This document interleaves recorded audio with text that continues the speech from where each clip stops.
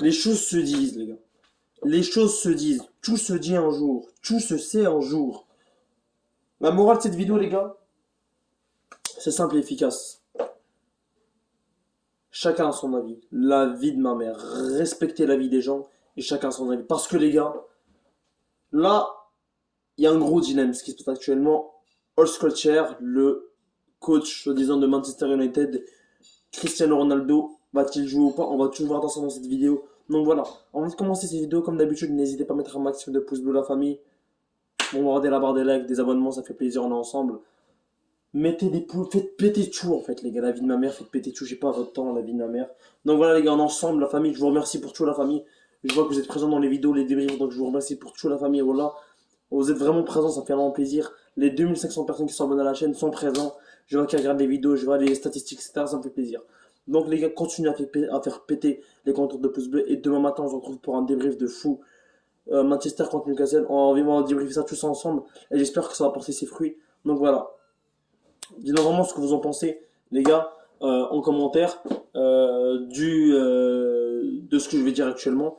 C'est un peu une sorte de avant-match, avant le match Manchester United-Everton. C'est un peu une sorte d'avant-match du sens où je veux parler de tout en fait, ce qui va jouer à la composition officielle, qui va jouer, qui va rester sur le banc. Est-ce que Ronaldo va jouer titulaire? Est-ce que Ronaldo va être sur le banc? Est-ce que Ronaldo va rentrer en cours de jeu? Est-ce que Sancho va jouer? Est-ce que Greenwood mérite de jouer? Est-ce que McTominay va jouer? Est-ce que Fred va jouer? Voilà. Est-ce que Alex Telles va être titulaire au cas de retour de Luke Shaw? Donc on va tout dire ça dans cette vidéo. Donc restez vraiment jusqu'à la fin, ma famille.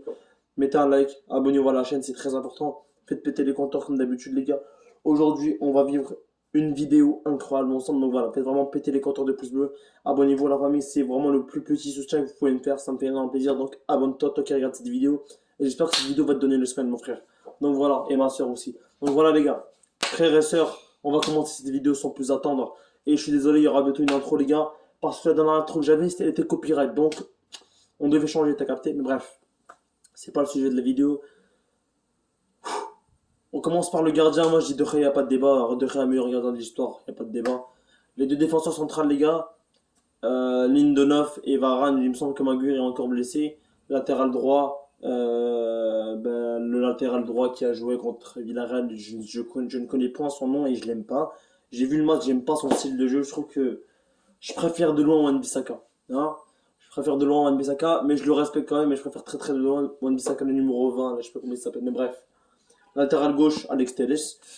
Les deux milieux défensifs, Matic, Pogba. Milieu offensif, Bruno Fernandes.